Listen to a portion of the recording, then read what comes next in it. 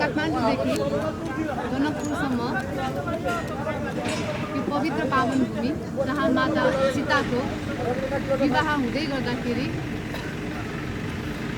भगवान रामलाई जुन अतिथ्यता दिएको थियो, जुन स्वागत गरिएको थियो, जुन माया गरिएको थियो, त्यो नेपाल जेसस र हामीसँग रहेको 174वटा शाखाको सम्पूर्ण साथीहरूलाई त्यही माया, त्यही शुभकामना, त्यही सत्कार हुन्छ भन्ने मेरो विश्वास थियो। साँच्चीकै भन्नुपर्दाखेरि जनकपुर जेससले यो कार्यक्रम यस्तो स्थितिमा पनि गर्न जुन आँट गर्नुभएको छ, म शाखाको अध्यक्ष मुकेशजी, हाम्रो यसको डाइरेक्टर सुधीरजी र उद्योग वाणिज्य सङ्घको अध्यक्ष सुरेन्द्र दाईलाई विशेष धन्यवाद दिन्छु। तपाईँहरू सबैजनाको जुन आँट, जुन साहसले गर्दाखेरि मलाई त हिजोसम्म मैले उहाँलाई फोन गरेर सोध्दै थिएँ कन्भेन्सन कस्तो छ भनेर। जतिखेर म हिजो बेलुका 5 बजे आएँ र सबै भवनहरू हेरेँ, सबै तयारीहरू हेरेँ, मलाई लाग्यो कि जनकपुर जेससको कन्भेन्सन 99% सफल भइसक्यो। अब केवल बाँकी छ तपाईँहरूको साथ। यसपालि नेपाल जेससको प्रमुख अतिथिको रूपमा जेसिआईको भाइस प्रेसिडेन्ट जापानबाट यहाँ आउँदै हुनुहुन्छ। उहाँ बिजनेसम्यान हुनुहुन्छ, उहाँ जापान गभर्मेन्टको सल्लाहकार हुनुहुन्छ। अहिले जापानमा जो प्रधानमन्त्री हुनुहुन्छ उहाँ हाम्रो जेससको पूर्व हुनुहुन्छ। त्यही भएर एकदमै the VVIP Janakpur जेससको नाटकनको chief guest हुँदै हुनुहुन्छ र हाम्रो यो कार्यक्रममा विभिन्न ठाउँबाट व्यक्तित्वहरू आउँदै हुनुहुन्छ। म सबैलाई अनुरोध गर्न चाहन्छु, एउटा कुरा याद गर्नु होला, जनकपुर उहाँहरूले लगभग 3 वर्षदेखि जनकपुरमा यो हुन्छ, जनकपुरमा त्यो हुन्छ, जनकपुरमा यस्तो हुन्छ भनेर उहाँहरूले यति धेरै कुरा भन्नुभएको छ। सम्पूर्ण मेचीदेखि महाकालीको साथीहरूलाई मलाई विश्वास छ जुन शब्दहरू उहाँले प्रयोग गर्नुभएको छ त्यसमा सम्पूर्ण जनकवासीले सहयोग गर्नुहुन्छ विश्वास दिएको र आदरणीय पत्रकार मित्रहरू, यो तपाईँको ठाउँ हो, यो तपाईँको घर हो।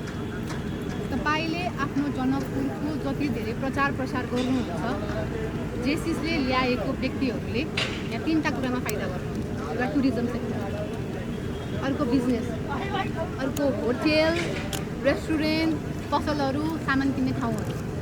तपाईँले यो नसोच्नुहोस् यो नेपाल जेससको नाटकन मात्र होइन, यो मेचीदेखि महाकालीदेखिबाट लिएर लोकल टुरिज्म र नेसनल टुरिज्मलाई पनि जनकपुर कस्तो छ भनेर चिनाउने यो अवसर हो।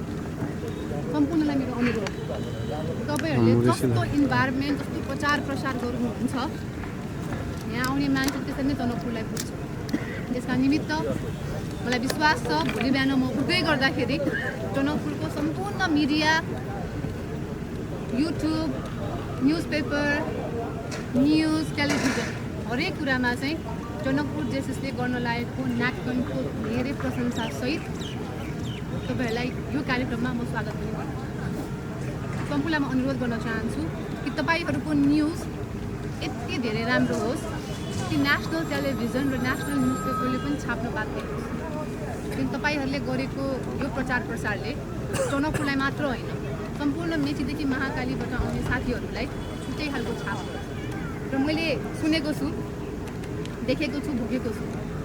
यहाँ आइराख्दाखेरि यहाँको आतिथ्यता धेरै राम्रो छ, मैले महसुस गरेको छु। र जनकपुरमा आइराख्दाखेरि मैले ठुलो आश लिएर आएको छु, तपाईँहरूसँग म माग्न आएको छु। एउटा काठमाडौँको छोरी जनकपुरमा आइराख्दाखेरि यत्रो ठुलो कन्भेन्सनको सेयर गर्दै गर्दाखेरि तपाईँसँग माग्न आएको छु। हाम्रो बसाइ 4 दिनको हुनेछ। तपाईँहरूले हाम्रो साथीहरू सबैजनालाई यति राम्रो आतिथ्यता दिदिनुहोस् कि फेरि पनि अर्को वर्ष जनकपुरमै यो कार्यक्रम हुनुपर्छ भन्ने आवाज आउँछ। यहाँबाट हामी जाँदै गर्दाखेरि क्लोजिङमा सम्पूर्ण साथीहरूले क्लोजिङ रिमार्क्समा जनकपुरको पत्रकार साथीहरूले यति धेरै सहयोग गर्नुभयो, मेसेज जान्छ।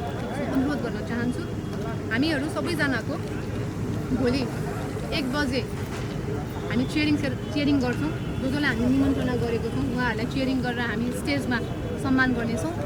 3 बजे हाम्रो ओपनिङ सेरोमनी रहेको छ र पर्सि बिहान 8 बजे हाम्रो पिच मार्च रहेको छ, शान्ति र्याली। 7 बजे हाम्रो शान्ति र्याली रहेको छ, त्यसमा हामी जानकी मन्दिरबाट नै सुरु गर्नेछौँ। त्यसमा पनि तपाईँहरूको साथ सहयोगको इच्छा गर्दछु। त्यसपछि हाम्रो थिम सेमिनार हुन्छ। तपाईँहरूलाई इच्छा छ भने हाम्रो जनकपुरसँग तपाईँहरू समन्वयन गर्नुहोला। हामीले यो पालि तपाईँले सार्क ट्याङ्क सुन्नुभएको छ होला, सार्क ट्याङ्कको व्यक्तिहरूलाई हामीले थिम सेमिनारमा लिएर आएका छौँ र त्यो सँगसँगै हामीले यसपालि ट्रेनिङ पनि गराउँदैछौँ। कसैलाई चाहिँ बिजनेस कसरी सुरु गर्ने भन्ने कुरा यदि थाहा छैन भने बिजनेस कसरी गर्ने भन्ने विषयमा पनि तपाईँहरूसँग हामीले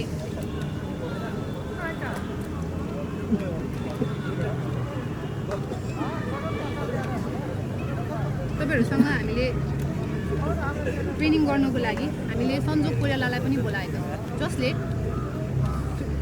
सानो पैसाबाट बिजनेस कसरी सुरु गर्ने, लोन कसरी लिने, लोन लिइसकेपछि त्यसलाई प्रफिटमा कसरी कन्भर्ट गर्ने भनेर हामीले सञ्जोग कोइरालाजीको पनि ट्रेनिङ राखेका छौँ। यो वर्ष हामीले थिम सेमिनारमा सार्कको चेयरपर्सन चन्द्रराज ढकाल पनि आउँदै हुनुहुन्छ। हामीले एकदमै भिभिआइपी प्रोफाइलहरूलाई बोलाएका छौँ ताकि जनकपुरको व्यक्तिहरूले पनि ट्रेनिङमा भाग लिने मौका पाओस्, धेरै कुरा सिक्ने मौका पाओस् र हाम्रो ट्रेनिङ यसकै पछाडि निधि भवनमा रहेको छ र पर्सि हाम्रो ट्रेनिङ 11 बजेदेखि बेलुका 5:30 बजेसम्म रहेको छ। र अर्को कुरा हामीले धेरैजना अझै यो तराईमा त जतिखेर चिसो लाग्छ त्यतिखेर धेरैजनालाई चाहिँ आगो लागि भएको मैले सूचना पाएको छु, धेरै सुनेको पनि छु, देखेको पनि छु। त्यसको निमित्त हामीले यही भवनमा चाहिँ डिसेम्बर 20 हामीले ट्रेनिङ राखेका छौँ वनको। यसको लागि हाम्रो वन हस्पिटलको चाहिँ चेयरम्यान आफै आउँदै हुनुहुन्छ र उज्जवल विक्रम थापा पनि आउँदै हुनुहुन्छ। त्यो ट्रेनिङ 1.5 घन्टाको हुन्छ, प्लिज त्यो ट्रेनिङ अटेन्ड गर्नु होला।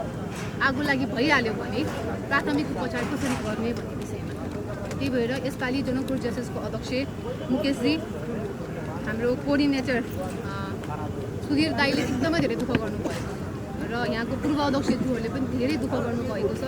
तपाईँहरूले उहाँहरूले गरेको दुःखलाई आफ्नो पत्रकारिताको मार्फतबाट सबैजनाबाट सूचना पठाएर सहयोग गरिदिनुहुन्छ भन्ने विश्वासको साथ तपाईँहरू सबैजनालाई नेपाल जेएसएसको तर्फबाट राष्ट्रिय अध्यक्ष जेसी रजनी थापाको तर्फबाट भोलिको कार्यक्रमलाई म शुभकामना तथा स्वागत गर्न चाहन्छु। तपाईँ सबैजनालाई आइदिनुको लागि अनुरोध गर्छु। धन्यवाद। जय जेएसएस। सहभागी हुन्छ यस कार्यक्रममा सहभागी